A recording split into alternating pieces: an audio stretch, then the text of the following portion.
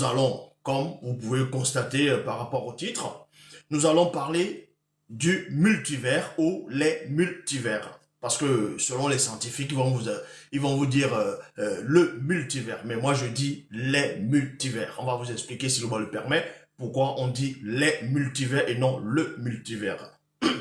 D'abord, vous devez savoir quelque chose. Quand vous tapez sur plusieurs sortes de moteurs de recherche, vous tapez multivers selon le thème scientifique, ils vont vous expliquer que le thème multivers est utilisé par les scientifiques pour décrire l'idée selon laquelle, virgule, au-delà de l'univers observable, virgule, d'autres univers pourraient également exister. Pourraient. Donc eux ici disent pourraient. Ce n'est pas réellement une affirmation, mais c'est une supposition pour beaucoup de scientifiques. C'est donc quoi le multivers ou les multivers? Vous savez, le monde où vous vous trouvez actuellement, quand vous regardez dans le, on va dire, le soir, plus vous levez la tête le soir, on va dire, d'autres diront vers les nuages, vous allez observer en fonction de l'endroit où vous vous trouvez, en fonction du moment, en fonction de la saison. Vous allez voir les astres, donc le soleil, la lune et les étoiles.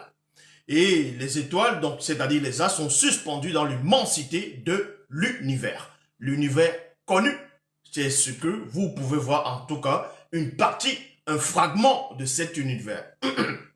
Maintenant, au-delà de l'univers connu, tel qu'on peut voir, où vous vous trouvez actuellement, où la Terre se trouve, existe encore d'autres univers.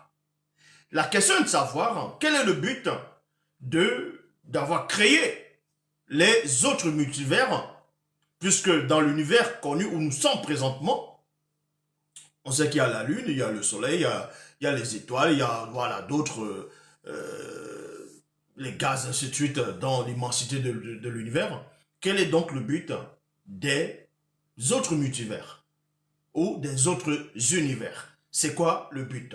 Vu que dans l'univers actuel, connu, l'homme n'a même pas encore exploré, en tout cas, l'homme de la chute, ainsi de suite, et aussi les Makala et les Milato n'ont pas observé encore, n'ont même pas réussi même à comprendre, on va dire, l'1%, 1% même du mystère de l'univers.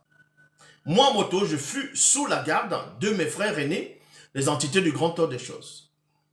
Et elles me dévoilèrent que les mystères du langage, entre parenthèses, les sons audibles et inaudibles qui se trouvent dans la nature et dans les multivers. Il y a virgule ici, je m'arrête dans la virgule d'abord. Dans la phase 2, on vous dit c'est la création des multivers et ses mystères. Moto vous donne la révélation, le tout premier homme noir vous donne la révélation que non seulement, je dis bien, que non seulement dans la nature actuelle, que dans la nature qui est là, le monde, y compris les autres univers, donc les multivers, il y a des sons dans les multivers. Oui, il y a des sons audibles et inaudibles. Je répète, il y a des sons audibles et inaudibles. Où est le but qu'il y ait des sons audibles et des sons inaudibles dans l'univers, on va dire dans les multivers. Puisque même s'il y a des sons audibles, l'homme du visible actuel ne peut capter la fréquence des sons audibles. Non seulement il n'arrive pas à capter la fréquence des sons audibles, comment il va réussir à capter la fréquence des sons inaudibles? Mais Moto, le tout premier homme, lui, il a capté ces fréquences-là.